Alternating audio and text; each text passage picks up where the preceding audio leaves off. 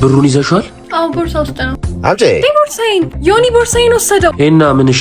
ምን ነው ደበረ እንዴ? አይደለም ሜኒ ከኔ ጋር አይደለች እንዴ? መልስላት። አተላስቀየመ እንዴ? እርከዚያው አስኮናኝ ዮኒ አትቀበለውም? እየሄደ እኮ ነው። እኔ ከሱ ጋር ምን አዳረቀኝ? ታዩ እኔ አባቱን አውቃቸዋለሁ። እኔ እንሂድ። አባ ስጋር ላይ አልከኝ። ዛሬ የፈለግከውን መጋብዝ እንዴ? ይሄን አመልክን አልተውክም። እነኚህ ልጆች ታውቃቸዋለህ? አተ ጭራሽ ብለህ ቤት ድረስ መጣ። ንቀት ነው። ሄኖክ ተመለስ። ጭራሽ ለፊቴ አባ ያኔ ሞባይልን ሲመነጥፍ ወድቀ እግርን የተሰበርከው በሱ ምክንያት እኮ ነው። ልጄ ክፉን በክፉ መመለስ የለብህም እንዴ። ሌባ ነበርክ እንዴ? ኧረ እሱ እኮ ሄዶ ነው እንትኑ። ምንም ቢሆን የሰራው ነገር መልሶ ይከፍልሃል። ለኃጢአቴ ንስሐ ገብቻለሁ፣ የበደልኩትንም ክሻለሁ። አሁን ላይ እዛ ላይ አይደለሁ።